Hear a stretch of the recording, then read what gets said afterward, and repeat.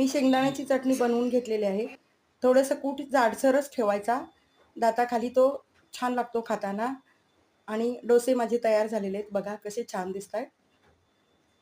आता इकडे लाईट गेलेली आहे. त्यामुळे थोडासा प्रॉब्लेम आलेला आहे. पण डोसे छान झालेले आहेत.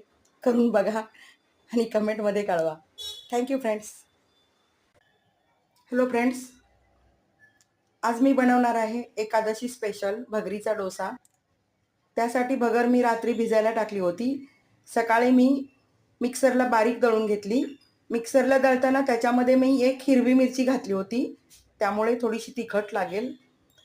नंतर मी आत्ता करायला घेतलेलं आहे तेव्हा दही घातलं, मीठ घातलं आणि आता आपण याचे डोसे काढून घेऊया. इकडे मी डोसा पसरवून घेतलेला आहे.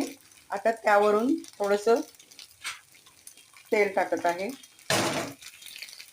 म्हणजे सहज उलटल्यानंतर तो सहज शेकला जातो, खाली चिटकणार नाही.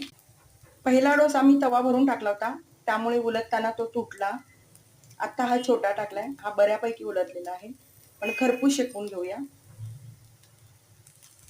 हा बघा दोन्ही अंगाने व्यवस्थित उलटलेला आहे. थोडासा चिरला आहे पण तुटलेला नाहीये.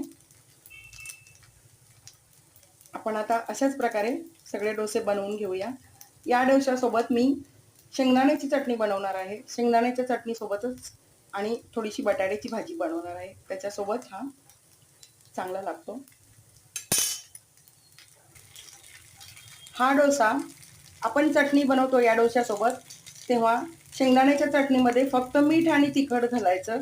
लसूण घालायचं नाही, कारण उपासाला लसूण चालत नाही आहे. बटाट्याची भाजी पण तशीच. फोडणीमध्ये तूप घालायचं, जिरं घालायचं, थोडासा शेंगदाण्याचा कूट, मिरची आणि बटाट्याच्या फोडी करून मीठ घालून वाफवून घ्यायचं. बस बटाट्याची भाजी तयार होते. आणि दोन्ही शेंगदाण्याची चटणी आणि बटाट्याची भाजी या डोशासोबत खूप चविष्ट लागते. करून बघा आणि कमेंटमध्ये कळवा. लाईक आणि सबस्क्राईब करायला विसरू नका फ्रेंड्स.